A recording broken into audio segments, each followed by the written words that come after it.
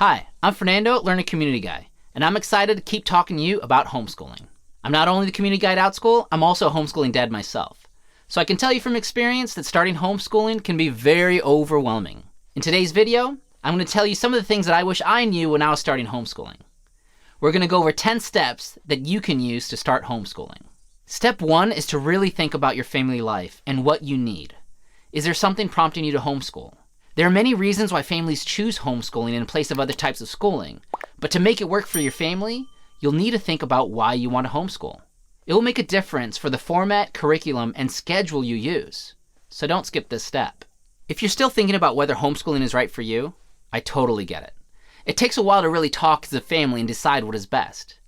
You should check out our last video if you want to dive deeper on things to consider when deciding if homeschooling is right for you. But really quickly, some of the most common reasons to homeschool include freedom. Homeschooling allows your child to learn about the things they are interested in and passionate about. Your schedule is flexible, allowing you the opportunity each day to explore. A more controlled environment with potentially fewer distractions than the standard school day. Meaningful learning that is current and relevant to what your family wants to learn and teach. Other reasons include wanting more time to spend together as a family, and the ability to customize your kids' passions and needs and create a custom experience for your kids that need it. I can tell you that every kid deserves to be taught in a way that they learn best, and especially for gifted and neurodiverse kids. One size fits all does not work. These are all great reasons to consider homeschooling. Why are you thinking about homeschooling? If you've already started your homeschooling journey, what prompted you to homeschool? Leave a comment below and share why you want to homeschool. Step 2. Weigh the pros and cons of homeschooling. Step 2 is to fully bring your family into the pros and cons of homeschooling. Our research tells us that most families who are thinking about homeschooling already tried another schooling type. If your learner already attends a brick and mortar school, homeschooling is going to be a transition. Even if homeschooling is the absolute best thing for your family, transitions are hard.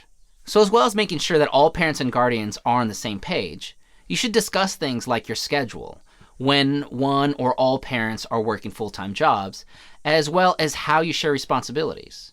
You should also be prepared to talk about budget. How are you going to pay for this thing?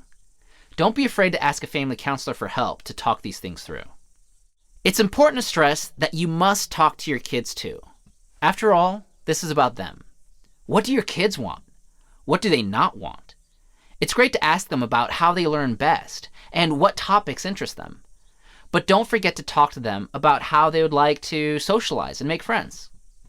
Ask them about what a daily routine or schedule would look like for them and what would work. Step 3. Study your state's homeschool laws. Step 3, or maybe step always, if that's a thing, is to make sure that you're up to date on your state's laws. Some states require a letter of intent and a profile filled with your child's work at the end of each year. Other states may not need a profile, but might ask for standardized test results. You'll want to know what your state expects to avoid any surprises down the line. Each country, region, and state is different, so you really have to do a little research. Down below, we'll link to a great resource from our friends at C Homeschool. It's a directory of state regulations, and it's a great place to get started to brush up on your homeschool laws relevant to you. Now, the next few steps all really happen a little bit at the same time. You may even start one and discover something that makes you think again about what you've already done. This is definitely an art and science, so don't get hung up on having to do things perfectly. But here's the order that we recommend. Step 4 on our list is to make a plan. When starting something new, it's important to put a plan in place. Now that you know about what your needs are and what the law says, you can apply those requirements to help you shape the framework of your plan. If the state says you have to have so many lessons in a subject area, that's a good foundation to start with. This still leaves room for a lot of flexibility. Suggestion: get a family planner. You are becoming your own school administrative team, so writing your plans out will really help stay organized and sane. I can't tell you how many families try this all in their heads. Trust me, now's the time to start writing things down. Step 5. Find a community of like-minded people. At this point in the journey, you may be feeling overwhelmed, maybe even a little isolated. Step 5 is to find your homeschooling community. Don't be afraid to ask for help. Ask around and find groups on Facebook or do a little bit of research online, but make sure that you find others who have been down this path before. Homeschoolers are an especially open group, and we really want to share our experiences with you and help you during the process. Step 6 is to find a homeschooling approach. There are many different types of homeschooling types and styles. We'll talk about some of those in a different video. However, it's important to remember that homeschooling is not a one-size-fits-all type of schooling. It's okay to try out different styles and approaches as you determine what works best for your family. Step 7, choosing a curriculum. In a future video, we're going to deep dive into how to choose a curriculum for your family's unique needs. Now don't worry, we will not leave you hanging. But for now, there are curriculums that might be better for your state regulations and your homeschooling approach. You see where I'm going with this? If you know what your family needs are, what your state regulations are, and what your approach is, you will be a whole lot closer to zeroing in on the curriculum of your homeschooling dreams. Step 8 is to find resources and instruction aids that work for your learner and complement your curriculum. Some curriculums have resources, others don't. But even if the curriculum comes with some things, it's likely that you'll need more to really create that holistic and customized experience for your learner.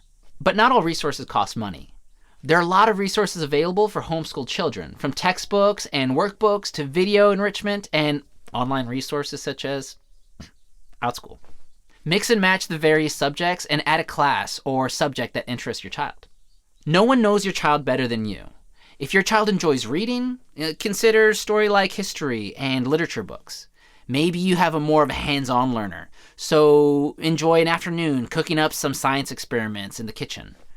Your resources do not have to be from a curriculum when the learning opportunities are all around you. Since you're on the hunt for homeschooling recommendations, I thought I'd tell you about Outschool's free ebook on how to homeschool. With more and more families choosing Outschool as a homeschooling option, we've created an easy-to-use Homeschool 101 ebook to get you started. Packed with information on how to get started, how to find out about affordable classes, and tips from current homeschooling families, this guide has everything you need to get the ball rolling. Check out the link below so you can bookmark it. Step 9. Officially leave your child's current school. If you've transitioned from public or private school to begin your homeschooling, you'll want to make sure that that school knows. Laws about homeschooling can vary from state to state. Before making the transition, be sure to learn and follow all the state laws and guidelines, including public health orders. The school guidance counselor or community liaison may be able to help you here. Make sure to ask about access to records, such as transcripts, after you've withdrawn. You may be glad later. Step 10. Breathe. Homeschooling is a journey filled with many baby steps over many years. Don't worry if your homeschooling does not look like someone else's, or if you use a different method than your neighbors. Just as every child is unique, your version of homeschooling will be too. Instead, breathe and soak it all in. Enjoy these years at home together. So that's all for this video. We have so much we want to share with you to support you in your homeschool journey, so be sure to check back soon to get to hear more from us. You can hit that bell icon so you can be notified when we post next. We hope you enjoyed this video. If you did, please like and subscribe. We'll see you next time. I believe in you.